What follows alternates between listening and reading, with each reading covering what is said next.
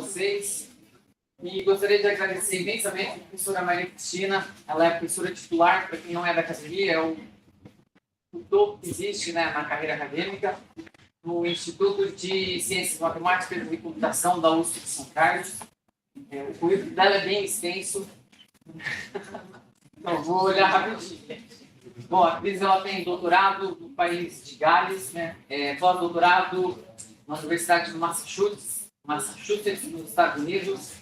Ela é consultora ad hoc nas principais agências de fomento no país, revisora de diversas revistas científicas, seletiva política e editorial. Ela recebeu vários prêmios e menções honrosas ao longo de sua carreira. Recentemente, ela foi agraciada com o Prêmio Internacional, né? Foi no CIDGRAF, na verdade, que é o Congresso Brasileiro de Comunicação Gráfica e Imagens. Obrigado. E, bom, ela tem inúmeros trabalhos científicos na área. Ela formou, né, muitos mestres, doutores, muitos deles em instituições de pesquisa renomadas no Brasil, no exterior, atuando como docentes, como pesquisadores.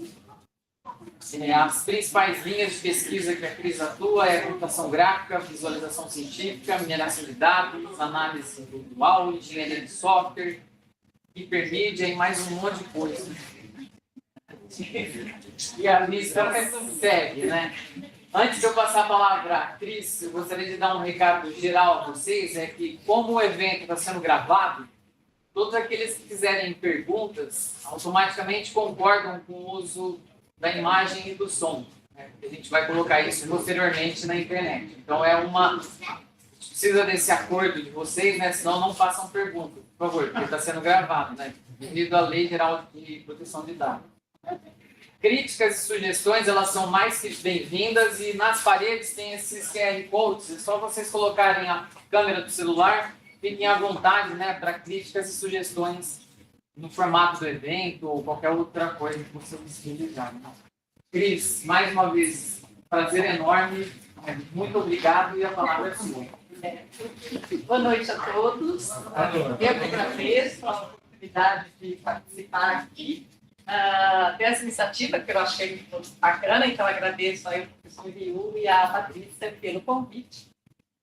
E fico muito satisfeita de estar aqui. E agradeço a vocês, né, na sexta-feira à noite, virem aqui assistir uma apresentação sobre um tópico. Na verdade, o que eu vou falar não é diretamente, né, relacionado com os meus principais tópicos de pesquisa, mas eu escolhi esse tema porque eu acho que é um tema muito atual e está tendo muita ressonância aí na sociedade, de modo geral. E eu suponho, imagino que seja um tema que traga muita curiosidade para as pessoas, né? E eu vou começar, então, lembrando aqui, né, trazendo aqui as notícias do Nobel de Física do ano passado. Não sei se vocês estão lembrados dos nomes dos pesquisadores que ganharam o Prêmio Nobel de Física em 2024. Eu trouxe aqui a notícia como ela saiu no G1, foi no comecinho de outubro. E a notícia dizia, não é, os cientistas John Hopfield e Geoffrey Hinton são os ganhadores do Nobel 2024 em Física. A dupla levou o Nobel por suas descobertas e invenções fundamentais que permitem o aprendizado de máquinas, com redes neurais artificiais. Essas redes são essenciais para o desenvolvimento da inteligência artificial, a famosa IA, da qual todo mundo hoje em dia ouve falar o tempo todo, permitindo que computadores realizem tarefas complexas de maneira similar ao cérebro humano, né? E quando a notícia saiu, eu acredito que muita gente ficou um tanto quanto perplexa, né? Porque inteligência artificial, redes neurais artificiais, são assuntos que estão no âmbito da ciência da computação, né? A minha área. E muitas pessoas se perguntaram, como assim, né? Então, o Nobel de Física foi para um trabalho que é em computação. E esse é, de fato, o trabalho deles é um trabalho importantíssimo para a área de computação. É um trabalho cujas consequências, cujas implicações teve um impacto, ou está tendo um impacto enorme na forma como nós, a sociedade, de modo geral, usa a tecnologia, né?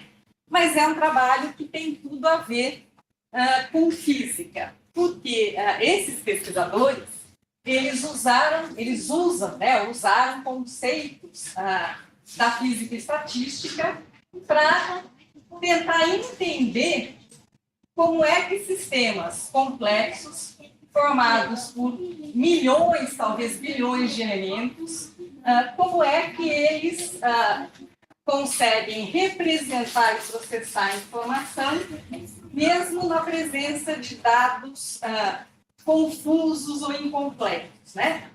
Então, esse tipo de inteligência artificial por redes neurais tem uma fundamentação matemática bastante compartilhada com essa área da física estatística, que é, então, esse ramo da física que busca explicar o comportamento macroscópico de sistemas a partir das propriedades microscópicas dos seus elementos. Então, se você pensar, por exemplo, né, num gás ou num líquido formado por milhões de moléculas, estudar esse sistema, modelar, tentar prever comportamentos, isso não vai ser feito olhando cada molécula individualmente, né? O que a física estatística faz é utilizar distribuições de probabilidade para prever o comportamento coletivo. Então, como é que a interação entre esses milhões de elementos resulta num determinado estado do sistema, né? Então, ela estabelece uma ponte aí entre o que está acontecendo no mundo microscópico com os fenômenos que a gente está observando no mundo macroscópico. Então, temperatura, pressão, umidade, seja lá o que for.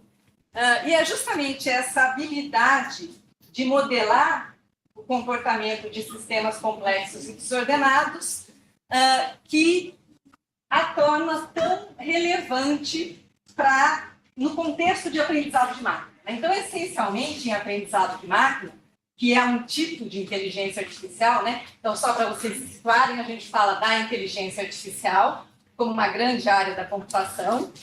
Um ramo da inteligência artificial é o aprendizado de máquina, que é a identificação de padrões a partir de dados.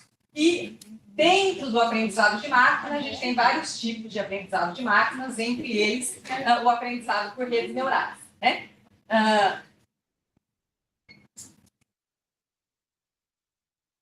Não é isso, né? Mas acho que eu parei no meio do raciocínio, né? Quer dizer, o fato é que no aprendizado de máquina também se procura identificar a ordem, o padrão dentro do que aparentemente é o caos, né? Então, isso a gente pode fazer uma analogia com o que a física estatística estuda, então, de tentar entender, né? Tentar abstrair, né, a ordem a partir do caos.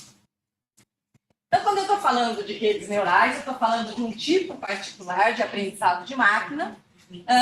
São esses sistemas computacionais que são formados por milhares de neurônios, né? Que a gente faz uma analogia com os neurônios do cérebro humano, mas esses neurônios são, na verdade, elementos de processamento muito simples, do ponto de vista computacional, e esses milhares, hoje em dia, milhões, talvez bilhões de neurônios, eles estão altamente interconectados. Então, tem duas figuras aqui ilustrando possíveis padrões de conexão nessas redes. E essas conexões, elas têm pesos associados. Esses pesos são números. Então, você tem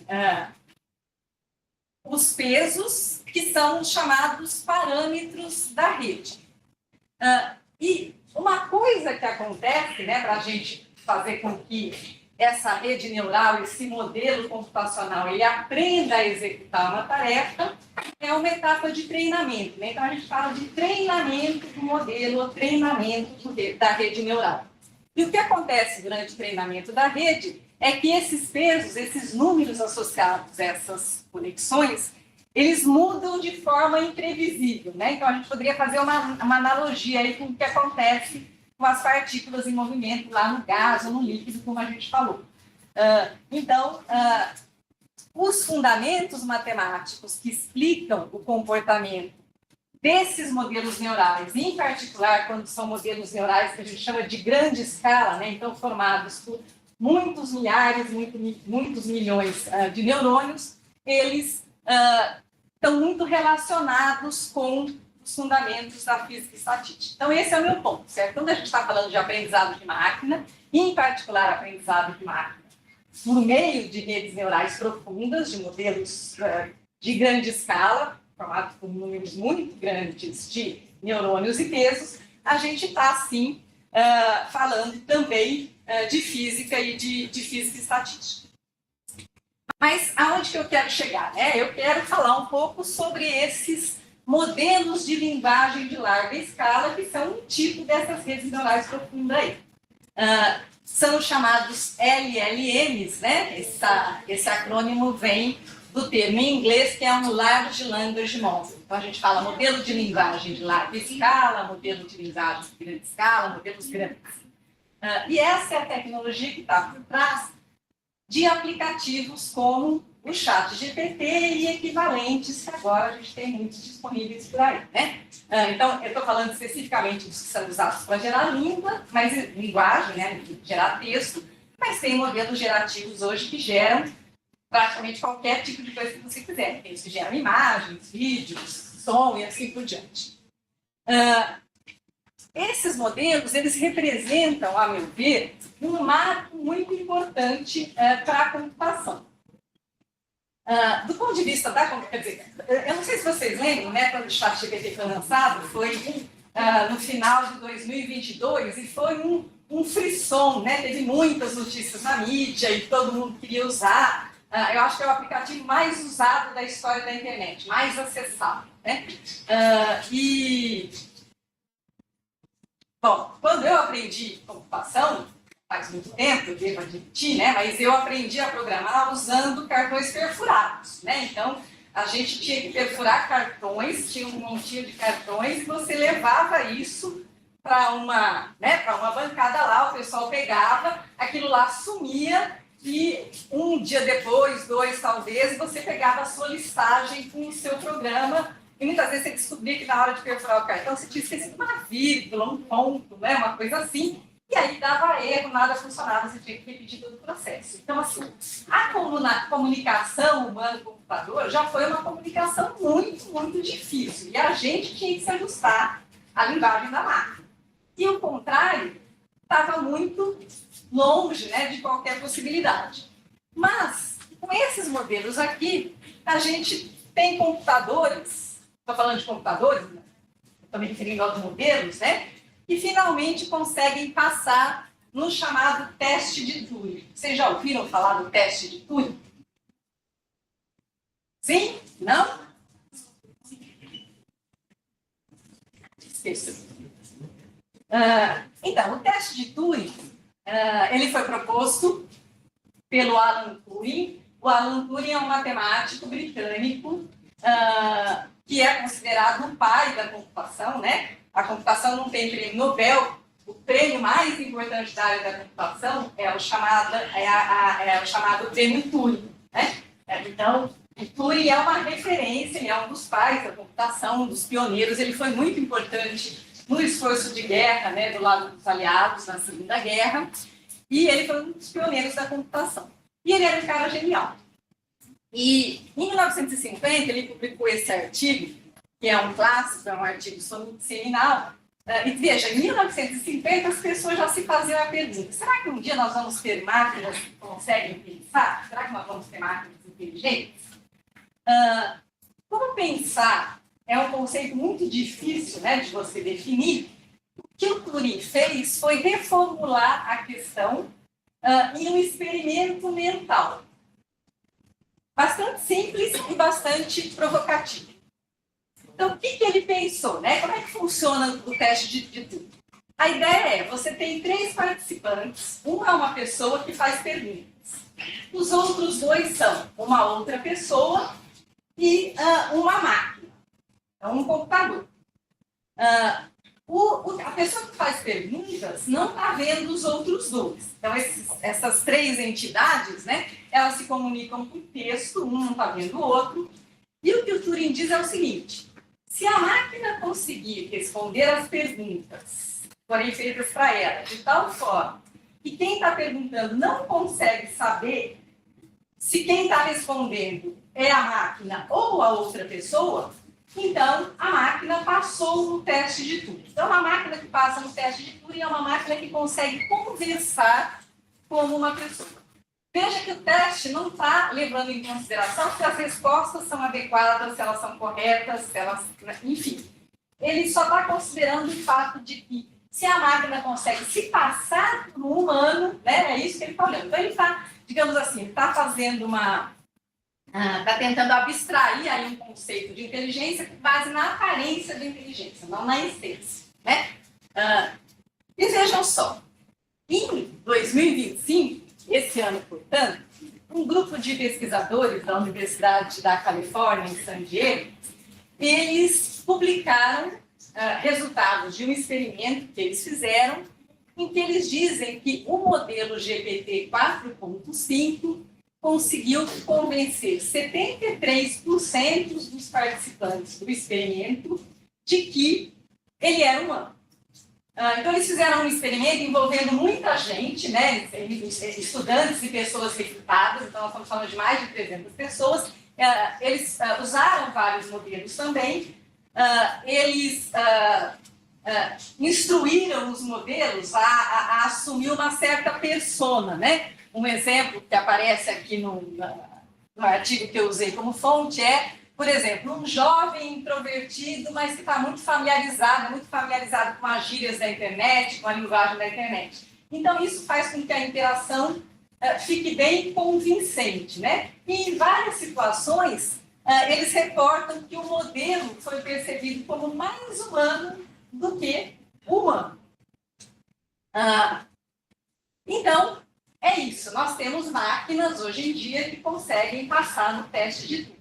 Obviamente, isso não quer dizer que a máquina pensa, que ela sente ou que ela entende o mundo como um ser humano. Mas o fato é que ela consegue imitar o comportamento humano de forma convincente, certo? Então, esse é o estágio que nós estamos hoje, que é uma coisa muito distinta, né, do que se tinha aí nos primórdios da computação. E eu entendo que isso é uma capacidade que vai ter um impacto enorme no futuro da sociedade, vai impactar todo mundo, muito além da área de computação ou de áreas científicas, né? Então, o fato de você ter máquinas com capacidade de gerar linguagem como um ser humano, né? Veja, independentemente de você abordar questões como a inteligência dessa máquina. As pessoas falam, essas máquinas não são inteligentes.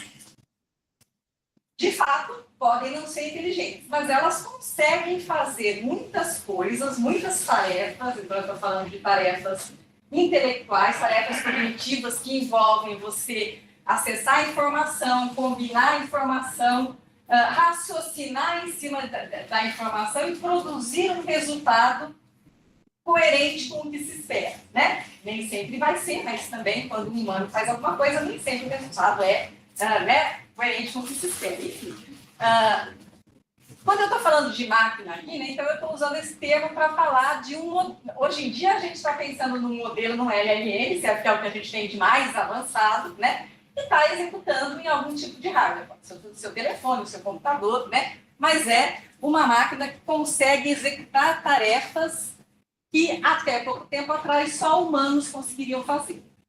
E isso, obviamente, né, levanta muitas questões. Então, tem muitas questões legítimas hoje em dia sobre o papel da inteligência artificial e o papel desses grandes modelos de linguagem e as implicações que eles podem ter para a sociedade, né? Então, as pessoas se fazem muitas perguntas, né? Quer dizer, muitas profissões vão acabar, né? Profissões não vão mais existir, certas profissões, porque o que os profissionais fazem, as máquinas vão conseguir fazer no lugar deles. Essa tecnologia vai emburrecer as pessoas, porque vai ser difícil a gente convencer a meninada que eles têm que estudar ou aprender a ler, se eles podem pedir para um modelo fazer alguma coisa para eles.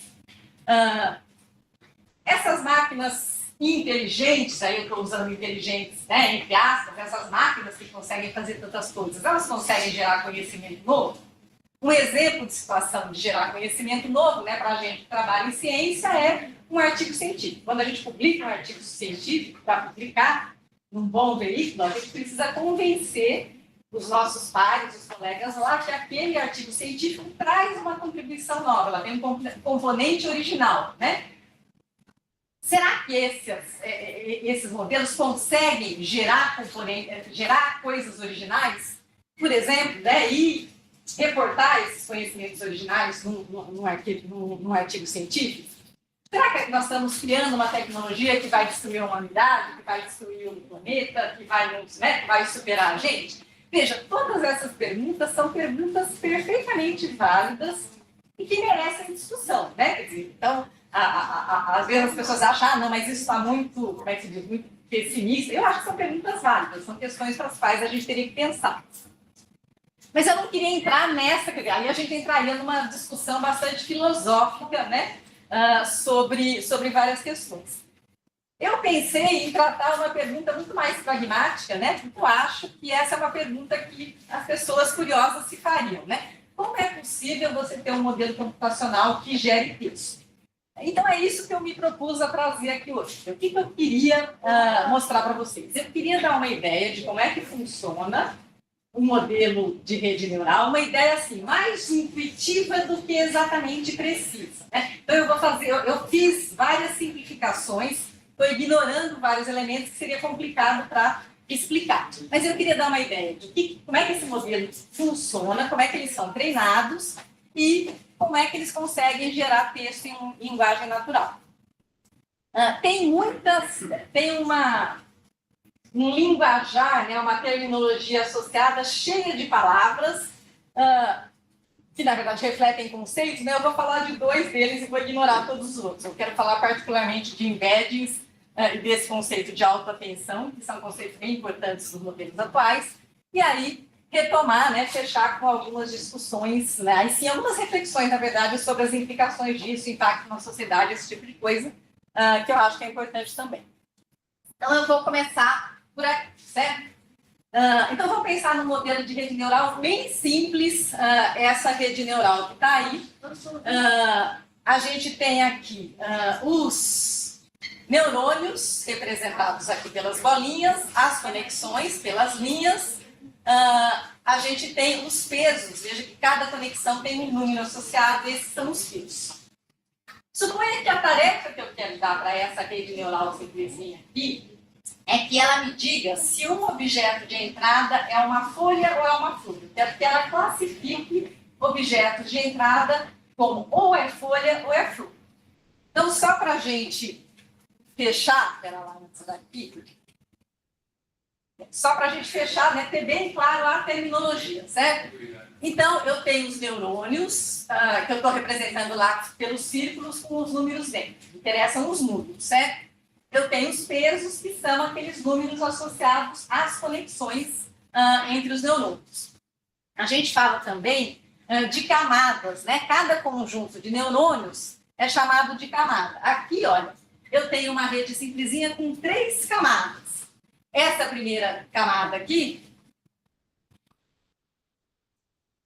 é a camada de entrada. Essa última camada aqui é a camada de saída. E eu tenho uma camada intermediária. As redes de verdade, elas têm muitas camadas intermediárias e muitos neurônios, etc. Essa aqui é uma redezinha de brinquedo. Veja que as redes, elas só processam números. Eu só consigo dar números para elas. Então, não adianta eu falar, eu tenho aqui uma flor, eu tenho que descrever o meu objeto em termos numéricos. E o que eu estou fazendo aqui é o seguinte, eu tenho 2 tipos de objetos, folha e flor, certo? Eu estou usando aqui em inglês porque eu peguei as figuras vieram dessa minha fonte aqui que está em inglês, certo? Então, para não ter que fazer as figuras todas, né, os termos estão em inglês. Mas a ideia aqui é muito simples. O que eu tenho? Para eu descrever um objeto, eu vou usar 4 valores numéricos. 3 valores correspondem aos valores RGB que me dão a cor desse objeto, certo? Então, o RGB é como na televisão, certo? 3 valores numéricos, isso vai me dar uma cor. Então, por exemplo, aqui, uma folha tem um valor para R, um valor para G, um valor para B. Isso aqui daria um verde, algum tipo de verde. E eu tenho uma outra informação numérica que é o volume. Então, suponha que eu medi as minhas folhas e minhas flores, tirei um valor numérico que é o volume, certo? Então, eu estou descrevendo cada objeto de entrada por esses 4 valores. Então, por exemplo, esses 4 valores me descrevem uma folha, esses outros 4 valores aqui me descrevem uma flor, certo? E eu teria, então, poderia ter lá vários exemplos de flores e folhas, para as quais eu extraí esses 4 números. E são esses 4 números que eu vou dar aqui para a entrada na minha rede. Bom, e como é que a rede vai me falar se é flor ou se é flor? Ela tem que me dizer também, me dando algum número. Eu tenho que escolher como é que eu vou interpretar uma saída numérica, né? Eu tenho que programar a minha rede de tal forma que ela me dê uma saída numérica que eu interprete, né, do jeito que faz sentido para a tarefa que eu pedi para ela fazer. No caso aqui, olha, como eu tenho 2 possibilidades, ou é folha ou é flor, eu tenho 2 neurônios na minha camada de saída. E o que eu espero é que a rede faça algum tipo de conta e me dê números na saída. Um número associado ao primeiro neurônio. Se esse número aqui for maior do que o que está no outro, então eu sei que ela está me dizendo, olha, isso daqui é uma folha. Se esse número aqui fosse maior que esse daqui, eu interpreto que ela está me dizendo, olha, essa entrada que você me deu aqui é uma flor, certo? Então, eu tenho 2 números na saída, o maior deles, se for o primeiro, é porque é folha, se for o segundo, é porque é flor. E o que a rede vai fazer, né? Como é que ela vai chegar nesses números? Ora, eu vou executar a rede partindo dos valores de entrada e calculando os valores dos neurônios na camada intermediária. Nesse caso aqui é uma só. Então, veja aqui. O que eu vou fazer? Como é que eu cheguei nesse número aqui, menos 26,6, nesse neurônio? Ora, eu cheguei nesse número fazendo essa operação aqui, ó. Eu peguei 32, multipliquei por 0,10, guardei essa, né? Tem essa multiplicação aqui. Eu vou somar com esse segundo valor aqui, que é 107, multiplicado por menos 0,29. Aí eu vou somar esse valor aqui, 56, multiplicado por esse menos 0,07. E 11,2 multiplicado por 0,46. Então, o valor desse neurônio aqui é uma soma dos valores de entrada ponderados pelos valores dos pesos das conexões aos quais aquele neurônio está conectado. Então, veja aqui, para chegar nessa continha aqui, foi isso que eu fiz, certo? Eu multipliquei os pesos azuis com os 4 valores de entrada. Ele está mostrando aqui também se fosse para o círculo laranja, mas é a mesma coisa para esse daqui. Esse valor aqui veio de multiplicar cada um desses pelo peso da sua respectiva conexão e somar esses valores, certo? Aí a gente chega nos valores de cada um desses neurônios, e aí eu repito o processo para chegar no valor do neurônio de saída. Esse 0,8 aqui é o resultado de eu somar menos 26,6 com menos 0,17, multiplicado por menos 0,17, mais 2,52 multiplicado por 0,39, mais menos 47,1 multiplicado por 0,1. Soma desses 3 produtos me dá o valor lá na saída, certo? E se os pesos estão corretos, né, estão bons, o que eu espero? Que sempre que os valores de entrada corresponderem a uma folha, ele vai me dar um valor maior aqui no primeiro. E sempre que os valores corretos corresponderem a uma flor, ele vai me dar um valor maior aqui no meu neurônio, certo? É isso que eu espero. Bom, a pergunta óbvia aí é, como é que você chegou nesses pesos, certo? De onde vieram esses números? Como é que você sabe quais são os números que estão aqui para que a rede te dê o resultado esperado? Então, antes da gente discutir isso daí, então isso tem a ver com o treinamento da rede. A gente vai ter que descobrir, a gente não sabe quais são a priori, a gente vai ter que descobrir.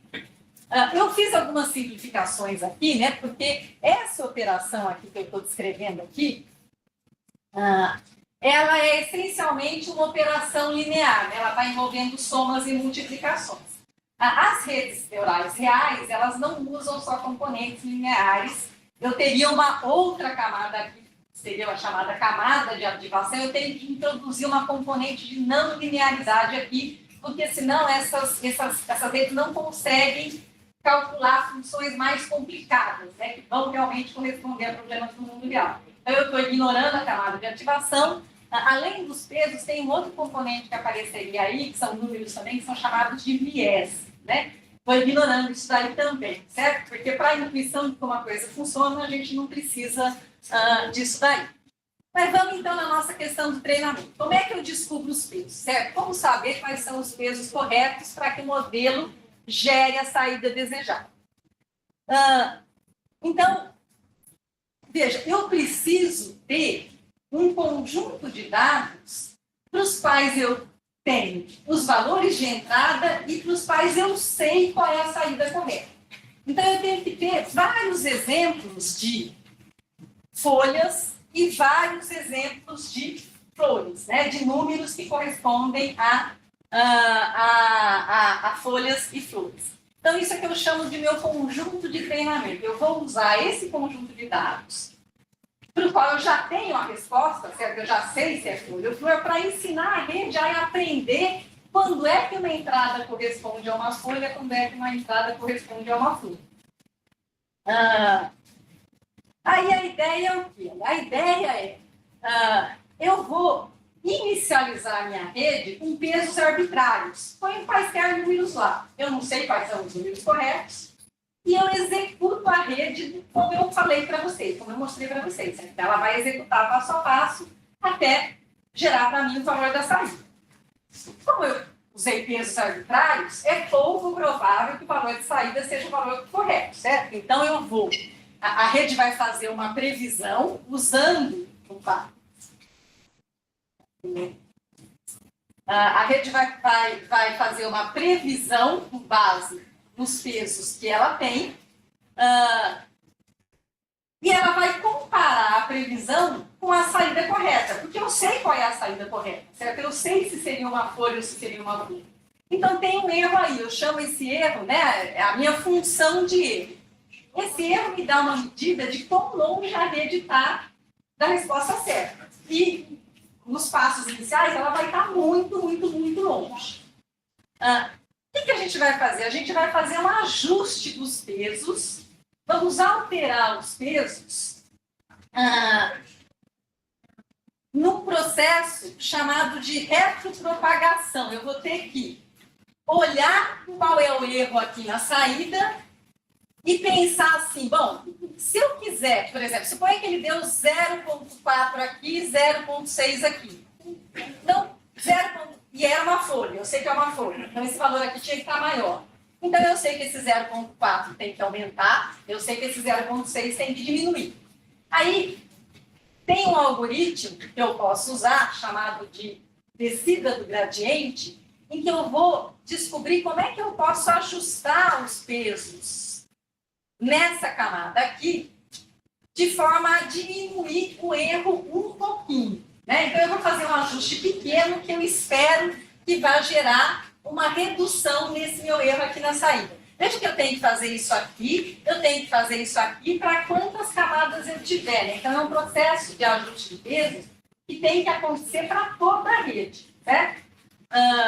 Esse processo aí, ele é um processo que tem que acontecer devagarzinho, né? Eu não consigo falar, olha, tem um erro de 0,4 aqui, de 0,2 aqui, e eu quero zerar esse erro. Eu não zero o erro num passo só.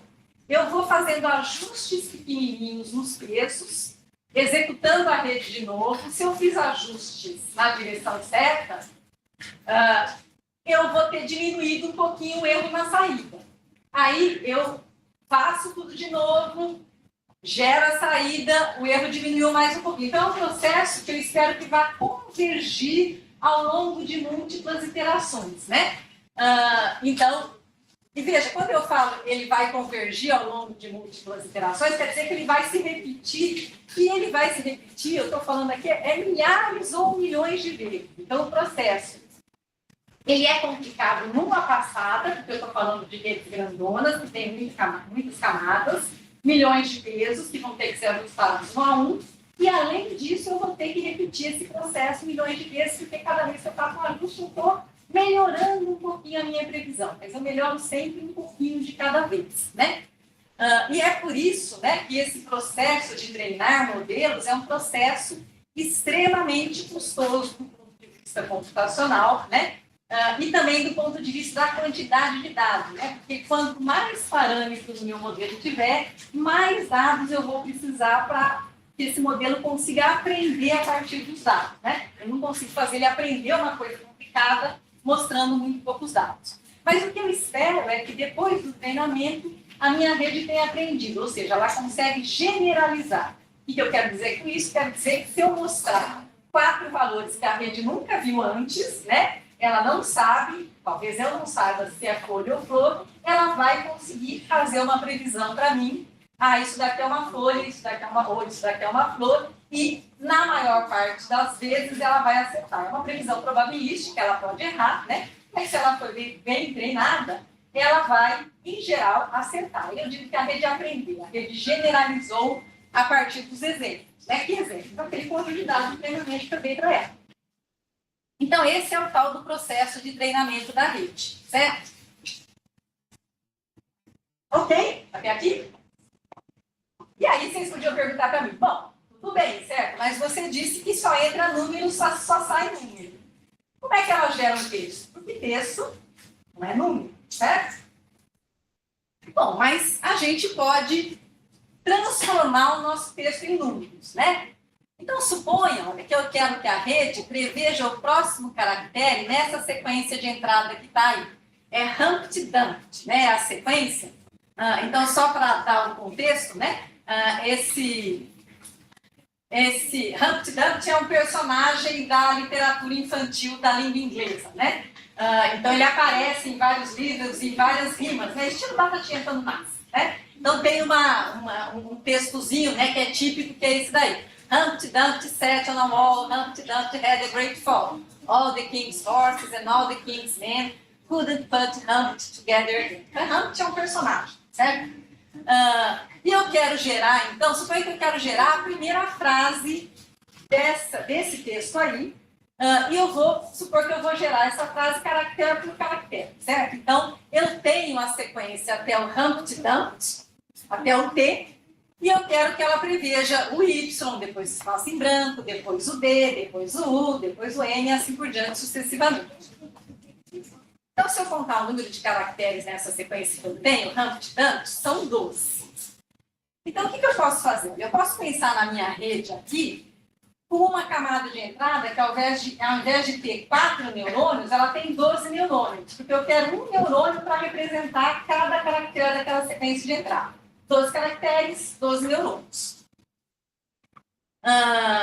E eu não posso dar caractere, porque ela não vai fazer conta com caractere, certo? Eu preciso dar número. Então, o que eu vou fazer? Eu vou escolher um número para representar cada caractere. Por exemplo, eu vou usar a ordem que o caractere aparece no alfabeto. Então, para indicar A, eu ponho 1, para indicar B, eu ponho 2, para indicar C, eu ponho 3 e assim por diante. Certo? Então, aquelas minhas 12 letras de entrada vão virar 12 números. A rede não sabe o que eu estou representando, eu sei que o número tal corresponde ao caractere tal. Põe na camada de saída. A camada de saída tem que me dar todas as opções possíveis de saída, certo? Então, se eu considerar que as opções possíveis de saída são cada um dos 26 caracteres da língua inglesa, na verdade eu precisava de uma mais porque tem um espaço em branco, certo? Mas vamos considerar os 26 caracteres da língua inglesa, certo? Então eu preciso na camada de saída 26 neurônios. E eu vou usar a mesma interpretação. O primeiro neurônio corresponde ao caractere A, o segundo neurônio corresponde ao caractere B, o terceiro neurônio corresponde ao caractere C e assim por diante. Então, eu vou usar aquela mesma estrutura que eu tinha naquela minha outra rede, que pegava 4 valores de entrada e dizia se era folha ou flor. Aqui ele vai pegar 12 caracteres de entrada e ele vai me fazer uma previsão dizendo, olha, que são números, certo? Eu vou ver qual que é o maior número entre os números. Então, veja, aqui tinha que ter 26, não cabe 26, né? Então, tem um pontinho aqui. Aqui seriam 12, então H é a 8ª letra do alfabeto, 8. U é a 21ª, assim vai. teria um monte de camadas aqui que eu não estou representando. Então, do ponto de vista de interpretar, eu preciso saber o que tem aqui e o que tem aqui. Então, se o maior valor é esse daqui, esse é o neurônio que está associado com a letra Y, previu Y para mim, certo? Previu o caractere. Então, essa é a ideia. Eu transformo a minha entrada para número e eu interpreto a minha saída como sendo número. Veja que, para prever o próximo caractere, a rede vai ter que olhar, o modelo vai estar olhando os caracteres que vieram antes, o que veio na sequência. Né? E ele precisa, é um modelo autorregressivo. O que isso quer dizer? Eu quero incorporar na previsão a última previsão que ele já fez. O que ele vai prever a seguir depende do que ele previu no passo anterior. Então, se ele previu Y, eu gostaria de incorporar o Y na minha entrada. Certo? Então, se eu quero gerar essa frase aqui, começando lá do Humpty Dumpty, né? Tinha parado aqui no T. O que eu vou ter que fazer, certo? Então, primeiro, eu mostrei essa sequência de 12 aqui, ele previu Y para mim.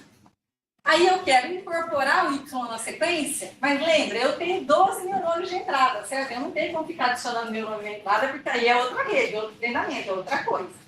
Eu tenho lá 12 neurônios de entrada, então eu tenho que descartar um caractere daquela sequência, eu descarto aqui o mais antigo na sequência e incorporo o que ele acabou de prever.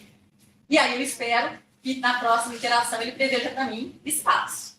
Aí depois eu incorporo espaço aqui e descarto o U também, ele vai prever o S. E, porque o Humpty Dumpty, já está aqui no Humpty Dumpty 7 ou no certo? E assim vai. Então, a cada passo prevê um novo caractere.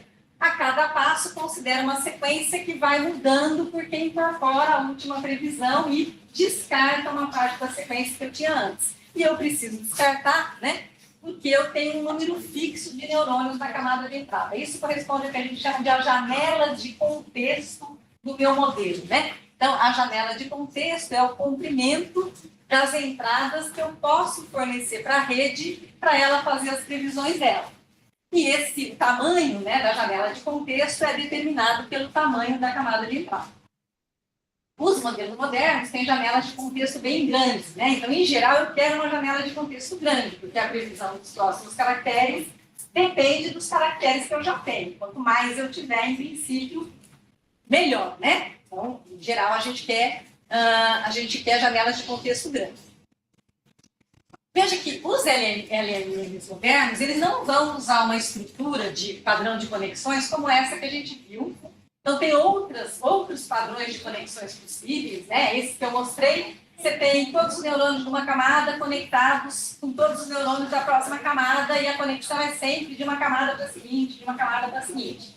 Mas nada impede que eu tenha outros tipos, outros padrões de conexão.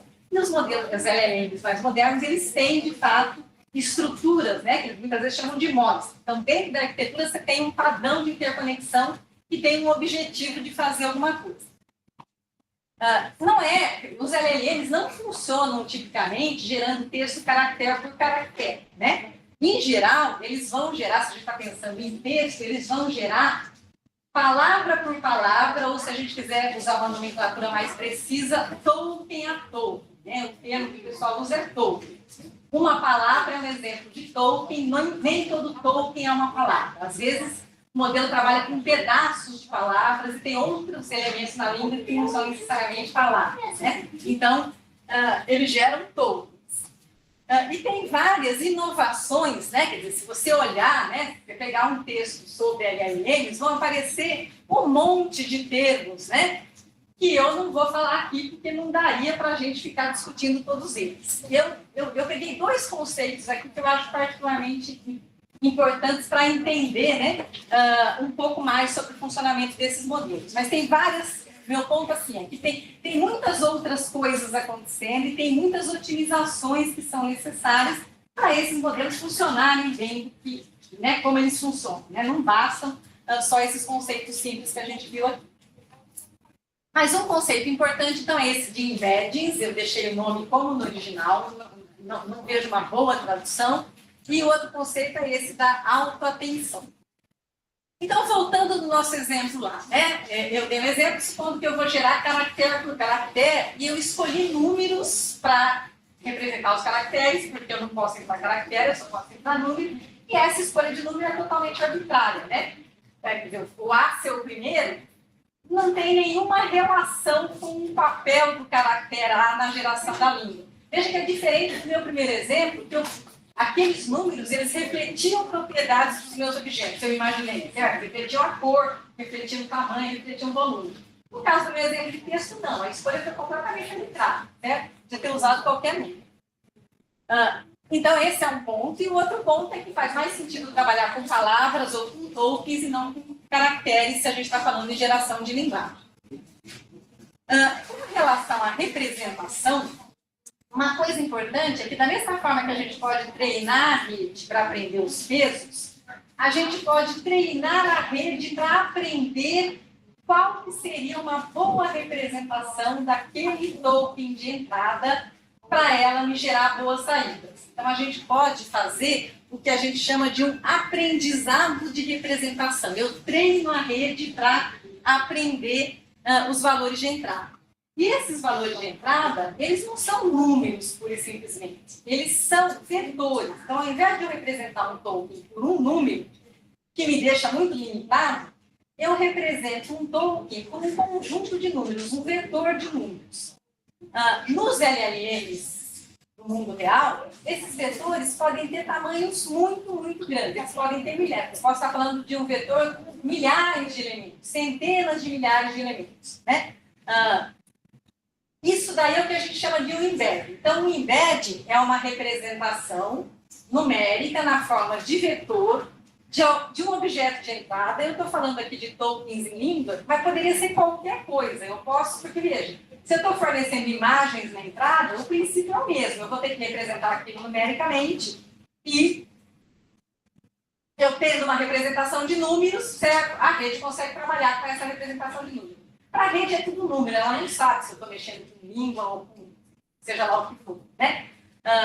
Mas eu posso treinar a rede para aprender uma representação daqueles tokens e veja, isso aí é um resultado. Eu posso usar essa representação que eu aprendi treinando uma determinada rede em outras redes, em outros modelos. Então, uma vez aprendida essa representação, eu posso usar ela em mais de um contexto.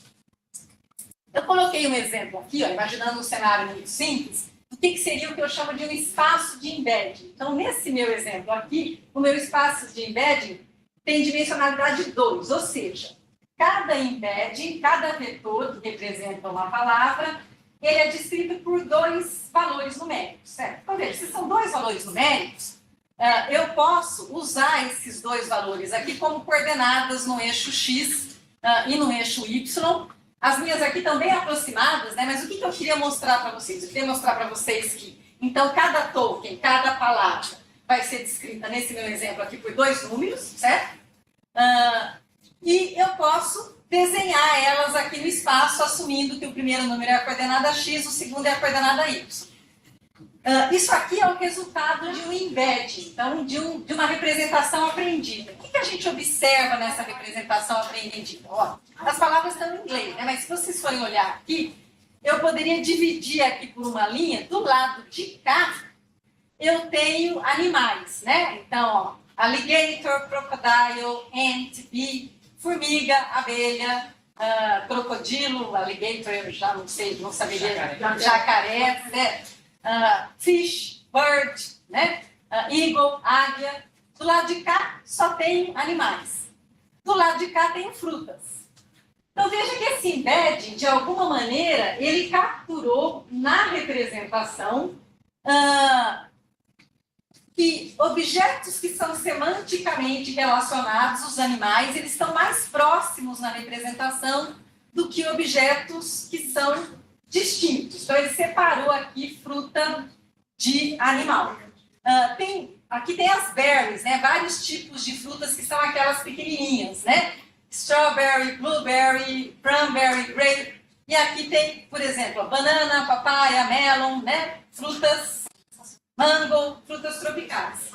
Veja, então, como é que isso acontece? Então, no processo de treinamento, no processo de aprendizado, essas palavras aparecem dentro de um contexto. e o modelo, de alguma maneira, consegue capturar elementos desse contexto e refletir isso na representação. Então, eu tenho alguma informação da semântica associada a essas palavras, não é um significado explícito, né? Mas eu tenho uma semântica capturada na representação aqui que vai ser muito útil para o processo de aprendizado. Então, o ponto importante aqui é que a escolha da representação vai afetar bastante o resultado. A representação pode ser aprendida. Ela não vai ser sempre a mesma, certo? Eu posso ter representações diferentes geradas por modelos diferentes. Ou o mesmo modelo poderia gerar representações diferentes das mesmas coisas se houvesse conjuntos de treinamento distintos, né?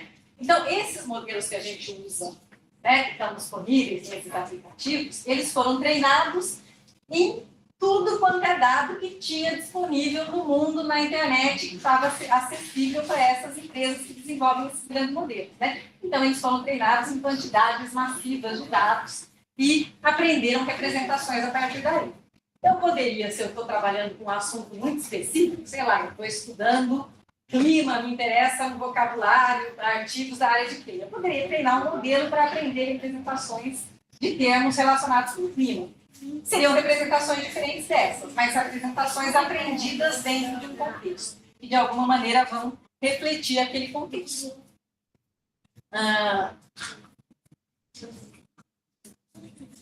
Então, só voltando, né, para o nosso exemplo simples, ó, então, a nossa rede, na verdade, ela vai gerar não caracteres, ela vai gerar palavras, né, vamos usar palavras ao invés de tokens, né, e toda vez que eu for dar uma entrada, a entrada vai ser uma palavra, e essa palavra, suponha, por exemplo, olha que o embedding que eu gerei para essas minhas palavras aqui sejam vetores de tamanho 10. Então, para cada palavra, eu preciso de 10 neurônios. Para entrar uma palavra, eu vou colocar os 10 números que representam essa palavra aqui no embedding dela, na representação dela. Então, eu vou precisar disso para Dumpty. Para Dumpty, a mesma coisa, eu tenho 10 números, eu tenho 10 neurônios para entrar essa palavra e assim por diante, certo? Então, a minha camada de entrada aumentou bastante, certo? Porque cada item de entrada vai ser representado por um conjunto grande de números. Se forem 1000 números, é 1000 neurônios para cada palavra de entrada, certo? Aí eu tenho um monte de camadas escondidas aqui, que são as que vão fazer as operações. Bom, e na saída agora, eu tinha 26 caracteres, eu supus 26 neurônios na saída. Aqui eu tenho que pensar em todas as palavras que podem aparecer no vocabulário da língua que eu estou gerando aqui, certo? Na prática, é um pouco menos do que isso, por conta dessa história de que ele trabalha com tokens e não com palavras. Tem menos tokens do que palavras num vocabulário de uma determinada língua, pelo menos a língua inglesa, em geral. Mas a gente pode pensar que, se a língua inglesa tem, sei lá, 1 milhão de palavras, eu precisava de uma camada de saída aqui com 1 milhão de neurônios, porque cada neurônio vai me dizer se a saída é aquela palavra. Eu vou saber se o número naquele neurônio for maior do que o número em qualquer um dos outros. Né? Então, a ideia é a mesma, né? E a ideia é a mesma, fosse qual fosse o meu tipo de entrada. Entram embeddings, né? Vai sair números que é de um conjunto de opções, certo? Na prática, esses números, na verdade, são probabilidade. Ele vai dar a probabilidade de que a palavra de saída seja aquela lá. Ou vai dar uma probabilidade para cada palavra, eu vou para me interessa maior, certo?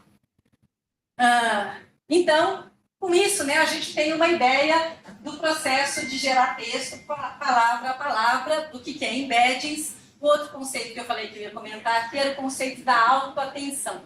Então, isso é self-attention, né, o termo em inglês, e isso você vê muito quando você lê alguma coisa sobre um tipo particular de arquitetura chamado Transformers, né? Que é a arquitetura que está por trás de modelos como o GPT, esses modelos gerativos de língua mais recentes. Então, imagina que eu estou usando o meu modelo, eu quero que ele gere a próxima palavra nessa frase aqui. Então, a frase é: Damian tinha uma filha secreta, uma menina, e ele escreveu em seu testamento que todos os seus pertences, junto com o orbe mágico, pertenceriam a... Bom, vocês estão lendo, vocês sabem que a próxima palavra aqui tem que ser ela, certo? Pertenceriam a ela. E É certo que é ela, porque falou-se aqui de uma menina, de uma filha, não de um menino, não de um filho, né? Lembra que o nosso modelo está gerando texto considerando o texto que ele já tem, certo? E é isso que está acontecendo aqui. Mas o que acontece em textos, né? Obviamente, o que vem a seguir depende do que veio antes, mas as dependências, elas não são iguais, né? Algumas palavras são mais importantes para definir o contexto do que vem do que outras. Então, toda palavra influencia o que vem a seguir. Mas algumas palavras têm mais importância num determinado momento do que outras. E esse é um grande desafio nesse processo de gerar língua, né? Então, esse mecanismo aí de autoatenção é um mecanismo que foi introduzido nas arquiteturas e é um mecanismo que ele vai fazer várias operações aritméticas aí e, essencialmente, o que ele faz é calcular a importância de cada palavra para a palavra que vai ser gerada. Então, ele vai dar pesos diferentes para as palavras. Nesse caso aqui, o peso de filha e de menina vai ser maior do que o peso de outras palavras, né? A introdução desse mecanismo aqui foi muito importante para melhorar a qualidade do texto gerado, né? Porque nos textos a gente tem relações de longo alcance. E antes da introdução do mecanismo de autoatenção, nesse tipo de modelo, era difícil para o modelo capturar essas relações de longo alcance, né? Então, esse mecanismo de autoatenção, ele é a base dessa arquitetura que eu falei de Transformer, né? O Transformer é um tipo de arquitetura neural que foi introduzida para executar tarefas de tradução de língua, né? E depois é que o pessoal da OpenAI, então a Google introduziu para resolver tarefas de tradução. E depois o pessoal da OpenAI introduziu no contexto de geração de texto. E foi uma grande, né? Foi uma grande transformação na qualidade, assim como impactou muito a qualidade das tarefas de tradução, impactou muito a geração de texto também. Então, ele permite que o modelo entenda contextos complexos, mesmo quando a informação relevante está distante, ela não está perto daquela palavra que está sendo gerada, né? Como é o caso do nosso exemplo aqui. Evite erros de referência, né? Como confundir ela com ele, e generalize melhor, funcionando em frases novas que nunca viu antes. Então, o mecanismo de autoatenção foi fez uma grande diferença no contexto desse tipo de modelo aí. Bom, eu espero, né, que com isso vocês tenham uma noção, né, então, intuitiva do que está por trás do funcionamento desse tipo de modelo aí, das limitações deles também. Veja que a gente tem essencialmente um modelo que gera palavras com base em um modelo probabilístico. O que o modelo aprende é como gerar palavras, né, com base em um modelo probabilístico que ele aprendeu dos dados de treinamento. Então, é essencialmente um processo estatístico. Eu quis trazer um exemplo de aplicação, né, e aí o exemplo de aplicação que eu tenho, obviamente, é no contexto de ciência, né? E esse é um artigo que a gente publicou recentemente, saiu esse ano, que é um artigo que descreve, né, um pipeline, ou seja, uma sequência de passos para serem executados para você ter um modelo desse tipo gerando para você o conteúdo de um artigo de revisão de literatura. O que é um artigo de revisão de literatura? Então, nós cientistas fazemos muito isso. Quando você está lidando com um problema, você vai na literatura estudar o que se sabe sobre aquele problema. Então, um aluno vai começar um projeto de doutorado, ele vai lá na literatura e vai estudar o que se sabe sobre esse problema. Então, é um exercício que a gente chama de síntese da literatura. Às vezes, isso é feito simplesmente porque você quer um panorama do que está acontecendo, você quer se atualizar. Então, é um processo que envolve uma ou mais pessoas irem buscar os artigos na literatura, tem que ler, tem que resumir, tem que analisar criticamente, depois tem que escrever um texto que relate esse processo todo aí, certo? Esse é um artigo de revisão. E a pergunta que a gente queria responder, então, o artigo de revisão é essencialmente um exercício de síntese de conhecimento, certo? O conhecimento que está esparramado lá na literatura científica. Talvez valha a pena comentar, né? Fazer artigo de revisão sempre foi uma coisa difícil. Mas hoje em dia, particularmente em algumas áreas, está muito, muito difícil. Por quê? Né? Porque você tem uma explosão na literatura científica, então tem muito material. É difícil, né, navegar nesse mundo de material e ler todo o conteúdo relevante. É difícil localizar e é difícil depois, né, passar por tudo isso. Então, é um processo que exige muito esforço, muita experiência. Muitas vezes é feito por grupos de pessoas, porque uma pessoa sozinha não dá conta, né? Eu acho que uma coisa que mudou muito também recentemente, assim, as fronteiras entre as áreas do conhecimento também estão muito mais difusas, né? Então, antes eu queria buscar alguma coisa de determinado tópico da minha área, eu sabia exatamente em que periódicos, que lugares que eu tenho que olhar. E hoje, sei lá, numa área como medicina, como saúde, biologia, ciências de materiais, né? Tenho certeza que várias áreas da física também, você tem que ir em um monte de, talvez, né, buscar em outras áreas para ver se não tem gente fazendo coisas que interessam para você, certo? Então, o processo de fazer artigo de revisão é um processo bastante envolve muito esforço, né? Acho que esse é um ponto. E a pergunta que a gente queria responder é essa daí. É possível usar esse tipo de modelo para gerar artigos de revisão de alta qualidade? Você consegue falar, né, para um modelo desse gerar o artigo para você? E, então, em parceria lá com o grupo do professor Ademir, lá do IFISC, né, nós fizemos esse exercício aí, né? Então, eu coloquei aqui uma figura disso que a gente chama de pipeline. O pipeline é uma sequência de passos para você chegar no resultado.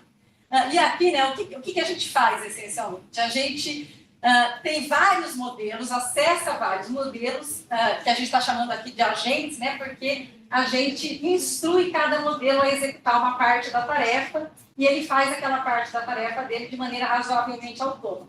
Veja que a gente queria, né, usar modelos para ajudar a escrever artigo é uma coisa que já faz parte da rotina de ciência. Por exemplo, revisar texto.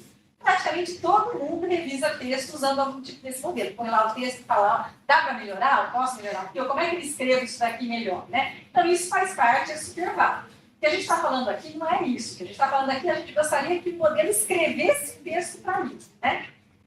Então, o que eu dou no modelo? Então, tópico, certo? Olha, eu quero fazer uma revisão de literatura sobre esse assunto aqui, dou um conjunto de artigos científicos e eu espero que saia lá o artigo pronto, com as referências, com as figuras, com o texto. Então, eles implementaram esse pipeline aqui. Esse pipeline, ele começa aqui com um agente inicial, um modelo que gera o esboço, a estrutura em seções do artigo. Algo como, por exemplo, isso daqui, né? Esse é um exemplo de uma estrutura gerada por esse modelo, certo? Né? Então, gera o outline, gera a estrutura de seções. Esse é o assunto do, né, Langmuir Blooded Films, é um tema em ciência dos materiais, né? Então, esse era o tema da revisão. E esse é um exemplo de um artigo que foi gerado, né, com esse pipeline aqui.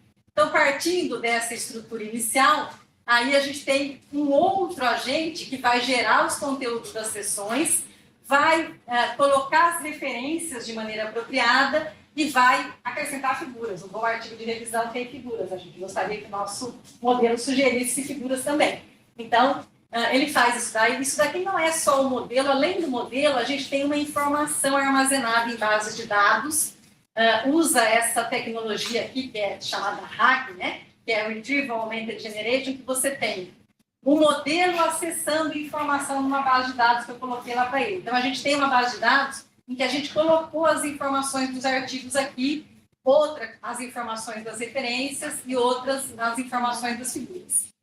Aí ele gera o conteúdo, depois tem um terceiro agente que vai lá e revisa o resultado, faz um refinamento, e um último que faz uma revisão da sintaxe do LaTeX, né? Então, para quem escreve artigos do LaTeX, pode ter um monte de probleminha aqui, e gera a saída. A saída é um arquivo LaTeX com o conteúdo do artigo.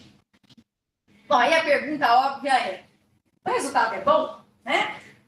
Quão bom é um artigo desse tipo? Veja que a gente não fez um sistema que você dá um tópico e ele gera um artigo de revisão. A gente fez um exercício para um tópico em particular. Esse pipeline ele não é específico desse tópico, mas a gente só validou para esse assunto aí. Né? A gente gerou 5 versões diferentes, usando estratégias diferentes, né? E a versão que foi considerada a melhor, né, por um especialista no assunto, é uma versão que usou 137 artigos, os artigos mais conectados de uma rede de citações. Aqui eu preciso explicar um outro aspecto que eu não expliquei, que é quando a gente insere, né, informa os artigos aqui, o jeito é, um especialista escolhe quais são os artigos que eu vou colocar lá e é isso. O outro jeito é, a gente foi na literatura, fez uma busca por aquele assunto, construiu uma rede de citação dos artigos resultantes dessa busca, aí esse número é grandão, você recupera alguns milhares de artigos, constrói uma rede de citação, ou seja, faz um gráfico conectando todos os artigos em que um cita o outro. Aí a gente pegou quais os artigos estavam mais conectados nessa rede, os 137 mais conectados. E entramos esses como os artigos de referência. E o artigo que foi considerado o melhor entre as versões que a gente gerou foi esse daí. A gente pediu para 9 pessoas que conhecem bem o tema para olhar esse artigo aí e dizer, bom, o que vocês acham? Esse artigo aí é um artigo que você acha que, se você mandasse para um journal para publicar, ele seria publicado? E a resposta foi não, não é um artigo que está pronto para publicar, tem questões aqui, mas todos eles disseram que achavam que seria um ótimo ponto de partida para um artigo, né, para ser publicado depois. A outra pergunta que a gente fez foi, você acha que essa versão que o modelo te deu, ela é melhor ou pior do que a que você teria se você tivesse pedido para um pós-doutorando, né, que você está supervisionando, um pós-doutorando ainda pouco experiente, né, você pedisse para ele vir com uma revisão sobre esse assunto. Você acha que essa versão é melhor ou pior? E a maioria deles acha que é melhor, né? E veja, isso não me espanta, né? Porque eu comentei com vocês que fazer uma revisão de literatura demanda muito conhecimento, muita experiência. Então, isso não fala sobre a capacidade do pós-doc. Fala sobre a dificuldade que é você ter domínio de uma determinada área a tal ponto que você consiga fazer uma boa revisão em termos de cobertura de análise crítica. Esse foi o outro ponto também, né? E os especialistas, eles, né, nas limitações, nas críticas, eles acharam que faltou profundidade nas análises, faltou mais análise crítica, faltou mais discussão. Então, havia uma certa superficialidade no texto gerado pelos modelos, né? Veja que os modelos não têm acesso a toda a literatura, né? Então isso também é uma limitação. As figuras também não foram boas, né? Os resultados com as figuras não foram bons. Possivelmente, com figuras você teria que ter algum tipo de tratamento diferenciado. Mas esse é um exemplo de um abstract gerado, e eu já tinha mostrado aqui para vocês um exemplo de uma estrutura, que veja, é um artigo denso, que tem 57 páginas, tem muito conteúdo aqui. Então, o moral da história, né, conclusão, né, o que a gente pode concluir desse experimento aqui? Eu acho que, essencialmente, né, é uma oportunidade para discutir as vantagens e as armadilhas, que também são muitas, né, introduzidas aí pela possibilidade de você usar assistentes de IA para apoiar a síntese do conhecimento científico. Ou seja, isso mostra que é factível e que pode ser muito útil, mas isso levanta várias questões que a gente discute no artigo. Algumas questões são questões éticas, né? Por exemplo, como é que fica a questão de autoria, como é que fica se, de repente, a literatura começar a ser inundada de revisões escritas por modelos, não por pessoas, né? Tem várias questões relevantes aí. E acho que esse é um bom ponto. Então, aqui está trazendo a gente para a conclusão, né? Eu falei que eu queria terminar, né, com vocês refletindo um pouco sobre as implicações dessa tecnologia para a gente. Eu acho que a gente está vendo uma tecnologia que tem potencial para ter muito impacto, né? Como, né, descobertas ou tecnologias anteriores que já vieram, né, que a gente já viu acontecer e a gente já viu implicações e impactos. Acredito que essa seja mais uma.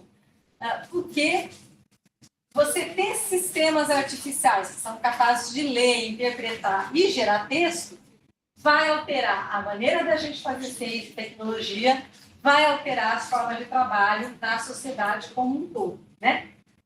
E isso já está acontecendo.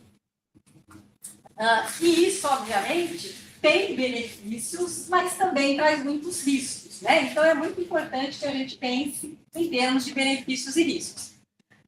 Se a gente for pensar em termos de benefícios, né, a possibilidade de você não precisar fazer tarefas que, ainda que sejam intelectuais, possam ser, sei lá, chatas, desgastantes, desinteressantes, isso pode ser muito bom, né, do nosso ponto de vista. Isso tiraria, né, de nós humanos uma carga, nos daria possibilidade para nos dedicarmos a outras coisas que a gente eventualmente achasse mais interessante. Coisas que são feitas com dificuldade, com baixa produtividade, poderiam ser feitas com alta produtividade, isso teria impacto na economia como um todo, né? Então, esse é um jeito de olhar do lado bom. Obviamente, tem os pontos negativos também. Então, certamente, certos grupos de profissionais vão ser muito afetados por essa tecnologia. Não necessariamente porque aquela profissão vai acabar, mas porque o jeito de trabalhar naquela profissão vai mudar muito e você vai precisar de profissionais que consigam usar essas tecnologias bem, são esses que vão se manter no mercado. E os que não conseguirem, possivelmente não vão se manter no mercado e você vai diminuir também a oferta de vagas de emprego porque você consegue fazer mais coisas com menos gente, né? Então, o impacto do desemprego é um impacto em potencial real e vai afetar muito mais certos grupos de pessoas, tanto em termos de profissões quanto em termos de gênero, de atividade que executam. É uma tecnologia que favorece muito o aumento da desigualdade, né? Eu falo de desigualdade tanto em termos de indivíduos, né? Então, a diferença entre o indivíduo que consegue ter domínio da tecnologia e o que não consegue ter domínio da tecnologia, e também entre países, né? Os países que detêm a tecnologia, que vão vendê-las para os outros, e os países que só vão conseguir comprar. É uma tecnologia que, no momento, né, está dominada por poucas empresas, concentradas em poucos países, e isso também é um risco.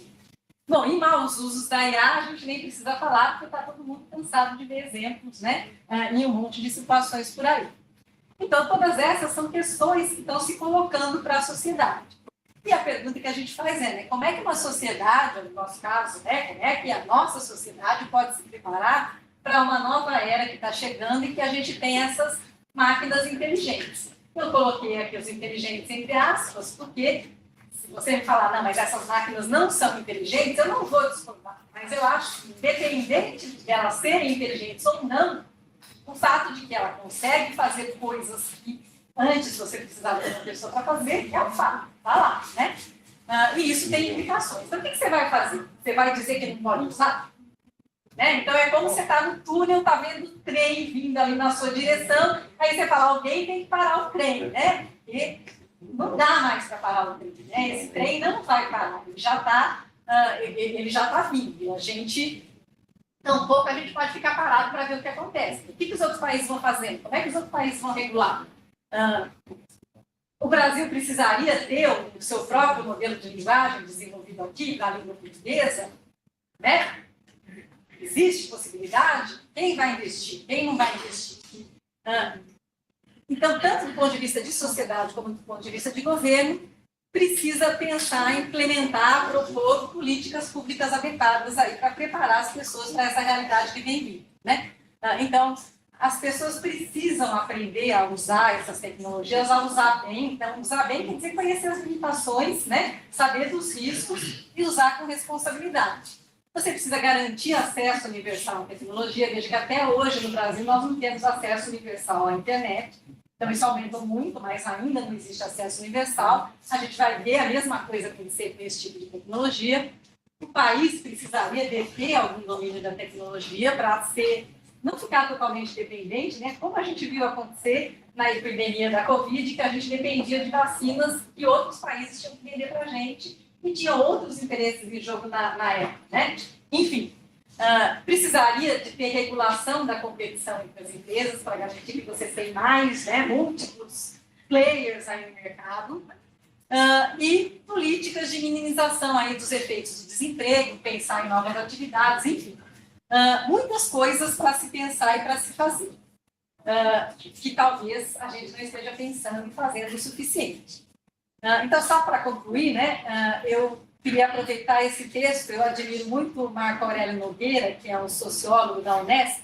Ele escreve de vez em quando no estado de São Paulo, e ele publicou esse texto em 2024. O título era Novas e Novíssimas Inteligências. Ele estava discutindo justamente essas questões aí. E ele concluía assim, né? Ele dizia: não se trata, portanto, de condenar ou absolver a IA, mas sim de compreender que os efeitos da IA serão mais benéficos quanto mais educados forem os seus usuários. Sem boas escolas, bons sistemas de ensino, sem valorização das humanidades e da cultura, o terreno estará sempre sob o domínio do lado escuro da força. E é aquilo que a gente já sabe, né? O que o país precisa é de educação, né? Educação de qualidade. Quanto mais tecnologia você tem na sociedade, quanto mais dependente uma sociedade é de tecnologia, mais importante é a qualidade da educação que você dá para as pessoas daquele país, né? E isso, então, não é uma novidade introduzida por essa tecnologia, né? Mas ela torna essa questão mais e mais crítica, certo? Foi é isso, eu encerro aqui. Espero não ter estendido muito. Não sei.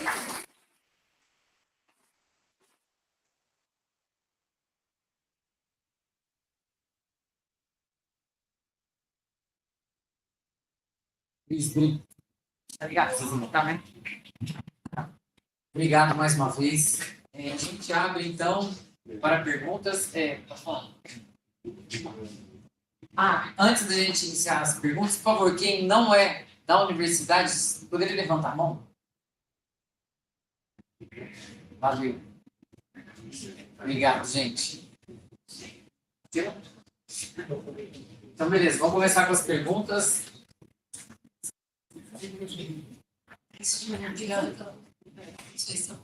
Vamos pegar o outro. Obrigada pela palestra, foi ótimo. Eu só queria fazer uma provocação que na parte das reflexões eu acho que ficou faltando uma coisa importante, um impacto importantíssimo da IA, que é a questão ambiental.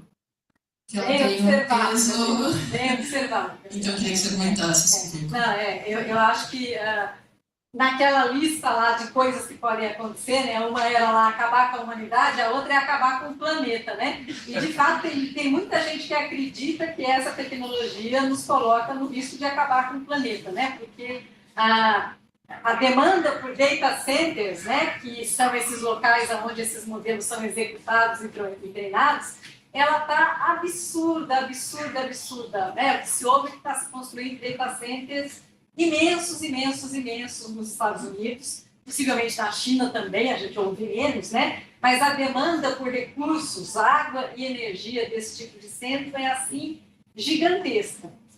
E antes dessa tecnologia, a gente já estava num contexto de crise climática, certo? E essa tecnologia vai agravar ainda mais essa questão do contexto de crise climática. Então, é uma questão muito importante mesmo, você tem razão de entrar lá como item a mais.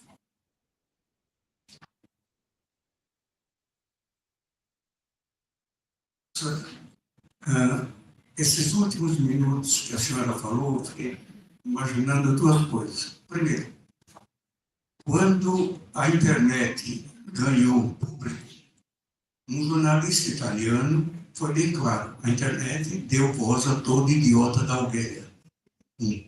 Segundo, no século XIX, quando havia uma indefinição, fim do século XVIII, XIX, havia uma indefinição muito grande a respeito do mundo, que tinha acabado a Idade Média, etc. E tal. Os princípios fundamentais foram feitos por Immanuel Kant.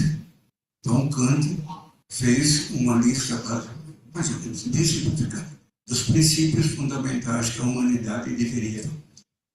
Bom, a minha pergunta é: a senhora tem acionado algum filósofo que possa orientar o que vai ser agora? Porque nós vamos ter uma transformação enorme, certo? Demagogos existem aos milhares, né? Make America Great Again, sem educação e sem história. Agora, qual é a visão dos filósofos? Olha, é uma boa pergunta e eu não tenho a resposta para ela, porque eu não tenho acompanhado, eu não sei quem são os filósofos que estão, de fato, discutindo essa questão. Nós, na computação, de modo geral, eu acho que nós temos um problema, uma falha de formação, e nós temos uma formação muito tecnicista, né? Na computação, a gente discute muito pouco questões filosóficas, e eu acho que isso é uma questão que vai ter que mudar, inclusive por conta dessas questões éticas que a computação, ou produtos da computação, estão introduzindo na sociedade, né? Mas eu devo admitir que nós, da computação, e eu me incluo aí, somos muito despreparados para discutir filosofia. Quer dizer, quem eu vejo discutindo essas questões são escritores modernos, por exemplo, o Yuval lá, o Harari, né? Ele comenta muito essas questões, mas ele não é um estudioso, eu acho, especificamente desses assuntos. E eu não saberia dizer quem é, mas eu vou ver se eu consigo me informar. Eu acho que, assim, o senhor tem razão, é uma questão muito importante e precisa de algum tipo de orientação, de guia, porque senão é uma falação de é bom, não é bom, né? Ou é desastroso, não é desastroso, e a gente não consegue avançar, né?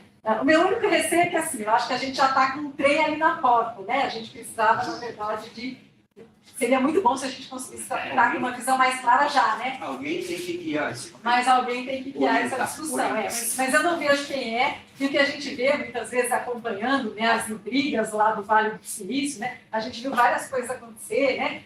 Na OpenAI teve um racha, e esse racha tinha a ver com visões diferentes que as pessoas têm em relação a quanto que se deve investir, né, quanto que vale a pena continuar investindo nesse tipo de tecnologia. Mas eu não sei quem está servindo de guia, não sei se alguém é ouvido e respeitado.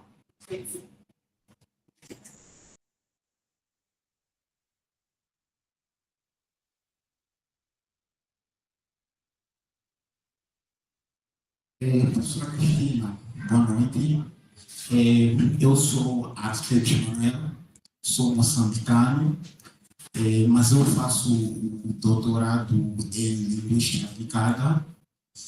E eu tenho, assim, 3 pontos, assim, pontuais que eu gostaria que a professora pudesse, assim, comentar.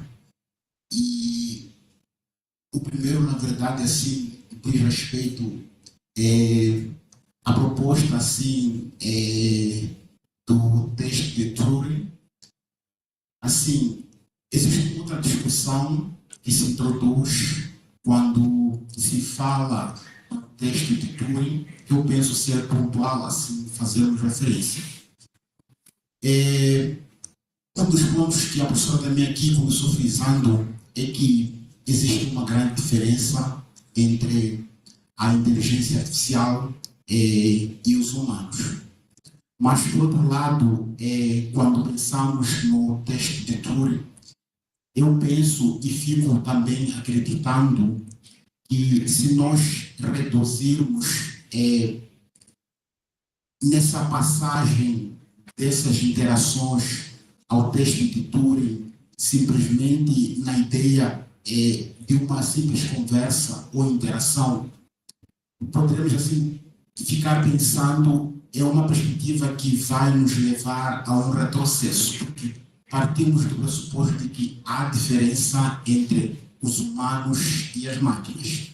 Eu penso que poderia-se pensar em uma perspectiva em que haveria definição de critérios específicos, não somente voltados à interação, para que os participantes, por meio da interação, pudessem, assim, pensar nessas diferenças que poderiam existir se estão diante de uma máquina ou de um ser humano. Porque também, olhando para a ideia da assemblagem cognitiva de Catherine Hayes, nós percebemos que, assim, hoje há essa hibridização tanto dos humanos quanto das máquinas em tudo quanto nós fazemos no nosso dia a dia. Por isso que quando pensamos apenas na ideia de conversação, para passar do texto Turing, eu fico pensando se não se trataria de uma ideia reducionista. E o segundo ponto, que na verdade assim, se trata de uma questão, mas essa questão que eu assim queria apresentar à professora Cristina parte da última fala que a professora disse, quando fez referência de que precisamos garantir acesso às pessoas da inteligência artificial e muito mais. Mas com isso, professora Cristina, eu tenho a seguinte questão. Será que, com tudo que nós sabemos, com tudo quanto a professora assim, fez referência, explicou como é que ocorre assim, como é que ocorre o processo da entrada, das saídas e tudo mais que ocorria assim por detrás daquilo que as IAs assim nos apresentam como output. Eu queria saber com a professora Cristina, será que isso é o suficiente para nós podermos assim saber da IA? Ou mesmo compreendendo tudo quanto a professora falou aqui, existem coisas que não poderemos assim compreender por agora, talvez por interesses comerciais ou não, para que também não possamos nos iludir pensando que já sabemos tudo da IA. E a última questão que eu gostaria também que a professora Cristina assim pudesse comentar é sobre uma categoria chamada jailbreaks. Não sei se a professora Cristina já ouviu falar. Existe um professor chamado Marcelo Pusato, daqui da Unicamp, também assim, faz uso desse termo, no sentido de temos uma rede e há toda assim, programação feita e com base nas probabilidades estatísticas elas nos dão resposta, mas há momentos em que, por conta dos jailbreaks, que somos nós, usuários, que podemos fazer, a própria IA nos dá uma resposta que poderá ter sido usada no processo assim, da própria aprendizagem assim, da máquina e nos revelar assim, dados que seriam confidenciais porque foram usados no processo de treinamento, mas por conta desses jailbreaks, que são algumas, como que eu poderia dizer, pontos de fuga, assim, ela nos dá informações que não deveria assim, nos dar. Eu gostaria de saber, assim, e pediria só para que a pessoa pudesse explicar de forma tão breve, né? Como é que dentro daquela rede, mesmo com a programação assim estabelecida, com todas as probabilidades de nos dar um output, ocorre esse engano assim, do humano para que a programação fuja do previsível e nos dê uma resposta fora do padrão assim, programado. Bom, eu vou começar pelo terceiro, porque o terceiro, a minha resposta é simples, porque eu não conheço esse termo, então eu não saberia explicar o que acontece ali. Evidentemente, o que a gente sabe é que, sendo um processo de geração probabilístico, você tem, e não tendo, portanto, um conhecimento, aquele modelo não tem um conhecimento do mundo, né, uma interpretação do que existe de fato no mundo real, aquele modelo pode gerar sequências que fazem sentido do ponto de vista linguístico, mas não fazem sentido, não são corretas do ponto de vista da realidade do mundo, né? Então, esse modelo ele tem muitas limitações, ele funciona bem para certos tipos de tarefas, mas evidentemente você tem um modelo que consegue escrever o artigo científico inteiro, mas possivelmente ele não sabe se A é igual a B, então B é igual a A, né? Porque ele não tem esse tipo de conhecimento de raciocínio. Então, existem muitas limitações desses modelos e existem também muitas questões éticas relacionadas com os dados de treinamento, né? Se os dados de treinamento poderiam ser usados ou os dados de treinamento que não seriam, né, de uso público, seriam de uso restrito, mas, de alguma maneira, foram usados em momento de treinamento e estão lá disponíveis e alguém fica conhecendo uma informação que não deveria. Voltando para os seus dois primeiros pontos, então a questão do teste de Turing, veja, o teste de Turing é como o Turing o propôs. Evidentemente, ele é um teste limitado, ele não é um teste de avaliação de inteligência, porque a inteligência é muito mais do que conseguir imitar um ser humano falando, né?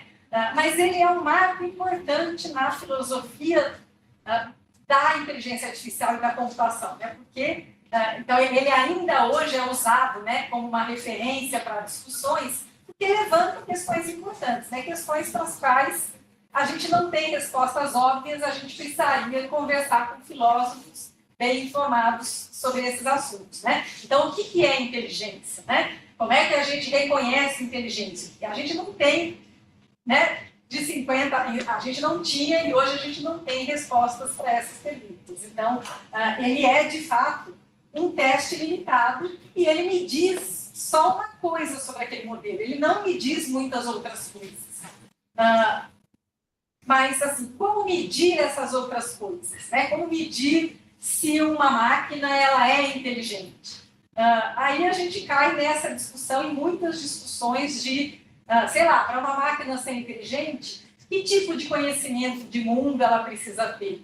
Tem muitas discussões sobre se domínio da língua é suficiente como um sinal de inteligência. Quer dizer, o fato da pessoa elaborar, aprender a língua, conseguir usá-la de maneira competente, isso está diretamente relacionado com a inteligência dela? É suficiente? Não é suficiente? Então, eu sei que tem muitas discussões sobre essas questões dentro da área de IA, dos filósofos de IA. Eu acho que tem muitas discussões, mas eu acho que tem muito poucas respostas, né? Porque você pode olhar para essas questões de vários pontos de vista diferentes, né? Então, dependendo do ponto de vista, você vai ter perspectivas aí diferentes.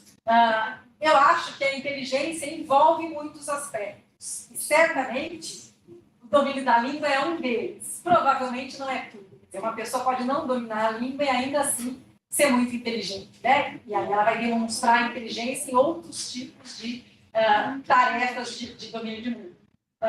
Tem uma propaganda que eu vi na internet outro dia que era, assim, acho que era uma telinha do chat GPT, e aí a pessoa dizia assim, ele não vai te ajudar a fazer isso, e a pessoa estava lavando louça. Ele não vai te ajudar a fazer isso, e a pessoa estava dando comida para o cachorro. Enfim, a nossa vida vai muito além, né? E os nossos usos da inteligência vão muito além dessas tarefas que esses modelos fazem. E elas certamente, né? Esses modelos são bons para fazer essas outras coisas? Não são. Então, eles são, de fato, muito limitados, né? Eu acho que eles são, de fato, né? Eles reduzem, de certa forma, a nossa visão a um aspecto da inteligência. Por outro lado, assim, a gente vê desenvolvimentos acontecendo por caminhos os mais inesperados, né? Então, tem muita discussão hoje em dia sobre, sei lá, é possível incorporar nesses modelos algum tipo de conhecimento do mundo? Porque a nossa inteligência está muito relacionada com como é que a gente interpreta as coisas do mundo, né? Sei lá, se acontecer alguma coisa aqui, eu sei o que eu tenho que fazer dependendo do que acontecer. E se você pegar um modelo computacional e colocar num robô, não necessariamente ele sabe o que tem que fazer dependendo do que acontecer. Porque aquele conhecimento ele não tem. Então, qual é o modelo de mundo que essa entidade, né, artificial precisa ter para se comportar como humano? Certamente não é uma coisa só, são muitas coisas, né? São muitos modelos. Então, talvez para ter alguma entidade verdadeiramente inteligente, a gente precisasse de outros tipos de soluções além das que já estão incorporadas ali nessas soluções atuais, né? Eu acredito que sim. Então, eu acho assim, os seus pontos são bons pontos e você tem razão, né?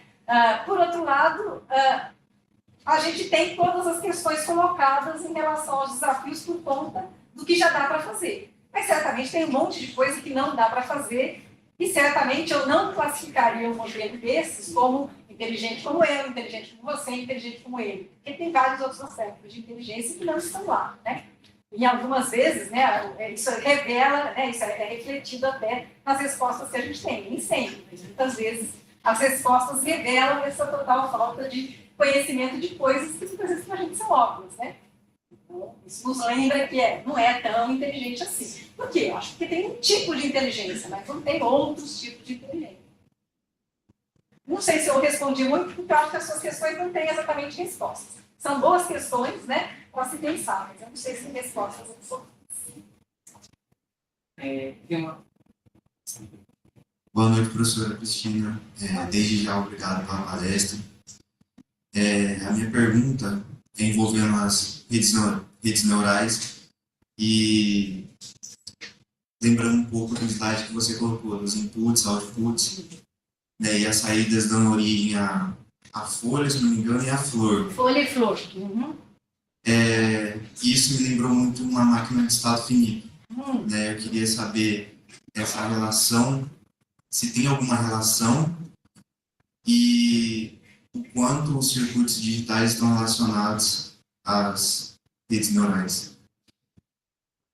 Olha, eu não sou uma pessoa que entende muito de hardware. Eu não sei, assim, as redes neurais são implementadas em processadores que são essencialmente GPUs e TPUs, né? Que são circuitos digitais, são chips, certo? Então, hoje em dia, o principal processador para esse tipo de modelo, acho que são as TPUs, as Tensor Processing Units, né? Que já são uma evolução das GPUs, que eram as Graphics Processing Units. Do ponto de vista de hardware, são hardwares muito simples, no sentido de que o tipo de operação que elas fazem são operações muito simples.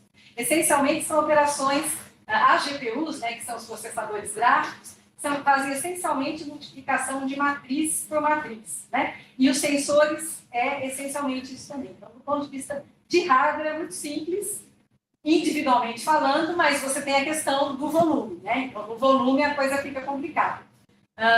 O seu outro ponto era a relação com os circuitos e... digitais e a relação disso com as máquinas de estado finito. Eu acho que não vejo relação direta com máquinas de estado finito, porque as máquinas de estado finito, em geral, elas são determinísticas, né? E aqui nós temos essencialmente modelos probabilísticos, né? Então, aqui você acaba tendo grafos, né? Conexões, redes, e o que tem em comum é que as máquinas de estado finito são um tipo de grafo também. Você conecta elementos, né? Mas a ideia é diferente, porque você está, na verdade, descrevendo estados, né? E aqui nós estamos descrevendo processamentos, né? Obrigado. Perguntas, gente? Boa noite, professora, tudo bem? Eu tinha duas perguntas. Uma é mais prática, de uma coisa que eu não entendi mesmo, de como é que funciona o embed. Você explicou antes como funcionava o treinamento e que a gente tinha um conjunto de dados que a gente já sabe as respostas.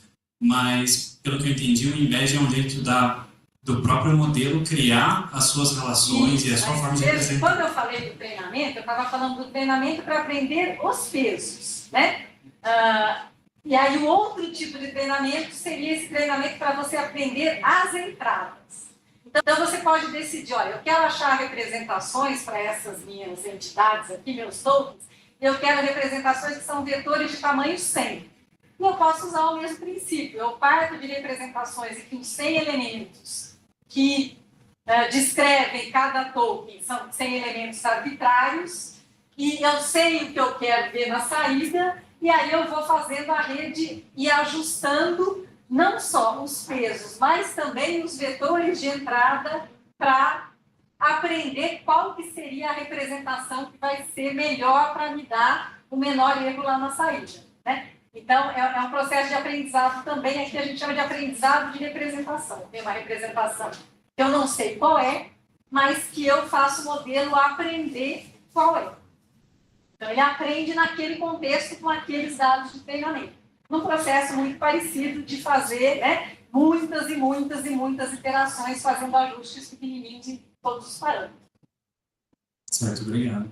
A outra pergunta que eu tinha era só com relação, se você tem conhecimento de algum estudo ou alguma outra coisa, que traz uma relação entre a quantidade de dados disponíveis para treinamento em línguas diferentes com a qualidade dos resultados dos modelos. Porque a gente fala uma língua que é bastante usada no mundo. Então, usando em inglês e em português... Certamente existe uma correlação, né? E certamente quando a gente usa modelos que foram treinados com línguas estrangeiras, mas eles até conseguem entender a nossa, né? Então tem algum tipo... Mas ainda assim, muitos colegas, por exemplo, quando eles eles preferem interagir com os modelos em inglês porque as respostas em inglês tendem a ser melhores, porque os modelos foram treinados com corpos em inglês. Então, a qualidade do corpus de treinamento e a natureza do corpus de treinamento vai afetar a qualidade do resultado.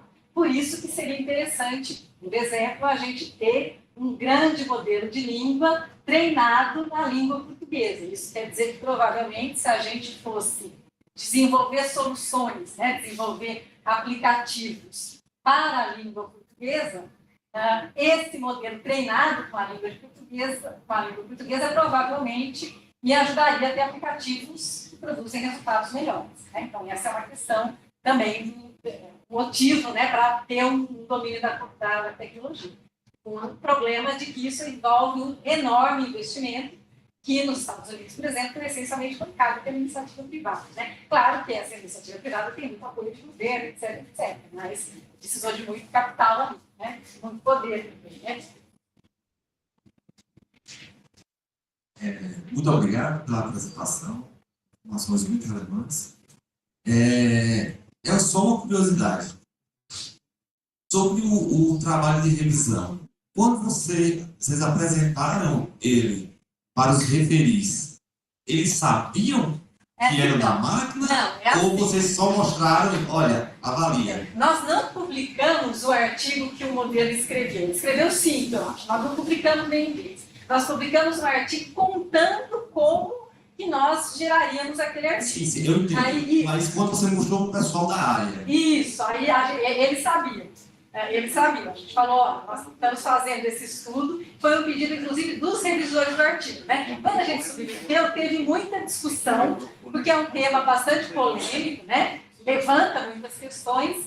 E uma das coisas que os revisores pediram é, bom, vocês geraram vários artigos, vocês estão dizendo que está bom, mas vocês perguntaram para as pessoas, para os especialistas, se realmente está bom? E aí a gente mandou um formuláriozinho, um questionário, em que a gente pedia para a pessoa avaliar aquele artigo como se ele fosse um revisor de um artigo para publicar e dizer se ele achava que aquele artigo estava bom para publicar ou não, que problemas que tinha e tal, né? Mas eles sabiam que era um artigo gerado para o modelo. Seria interessante se eles não soubessem. Talvez, né? Talvez. Uma última pergunta, alguém gostaria? Não? Cris, então eu vou fazer uma e a gente encerra.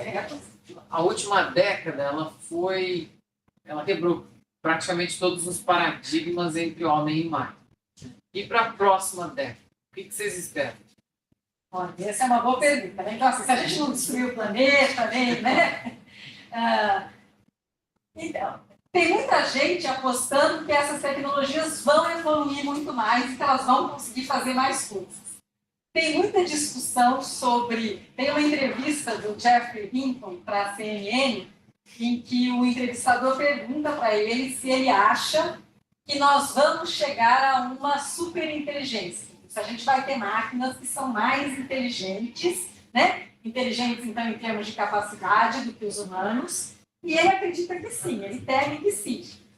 E a outra pergunta que o entrevistador faz para ele é se ele acha que isso coloca a humanidade em risco. E ele também diz que ele acha que sim.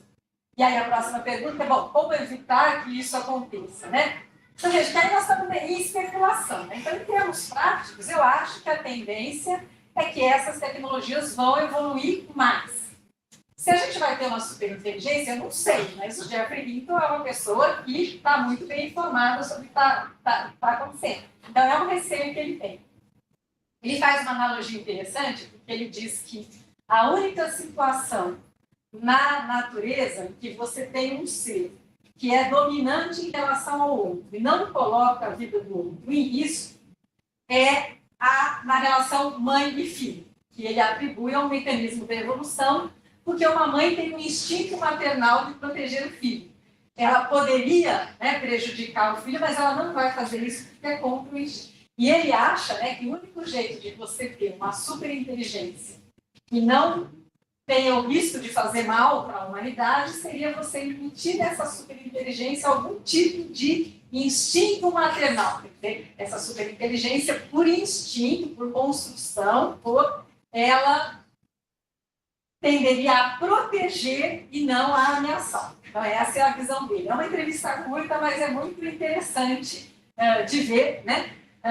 Porque, assim, eu acho que não é uma coisa que a gente pensa, assim, no dia a dia, eu não acho que é uma coisa que está iminente para acontecer, mas é como você falou, né? Nessa última década, os progressos foram tantos, o que vai acontecer, né? A gente vai continuar avançando nesse ritmo, a coisa vai parar, quer dizer, isso aí vai se chegar à conclusão que dá para ir até aí, não dá para fazer mais nada.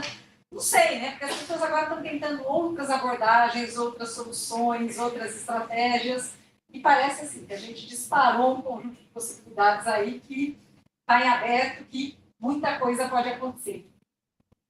Só permite uma observação. Claro. A corrente é tão forte quanto o elo mais fraco. Nós somos o elo mais fraco. Vamos ser o elo mais fraco. Portanto, não vai passar daí. Porque nós vamos ter que alimentá-la. Nós vamos ter que... Não vai passar.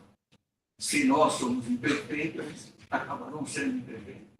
Porque as informações que nós conhecemos serão... São as que a gente consegue dar como nível. humano. O elo mais fraco vai passar a ser a humanidade. Vai ser ela que alimenta, a não ser que crie um mundo deles fechados. Aí nós estaremos destruídos. Aí a coisa complica. Agora assim, o que vai acontecer em termos de controles, de regulação? Né? O que a gente está vendo assim, não parece ter muita vontade de ter muito controle, muita regulação. Isso afeta muito o que pode acontecer também. Como regulado esse tipo de desenvolvimento dessa tecnologia vai ser? É fundamental.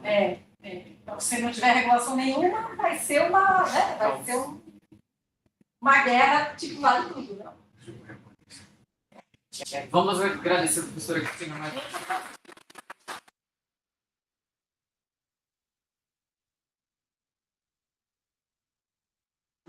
Bom fim de semana para você. Obrigado.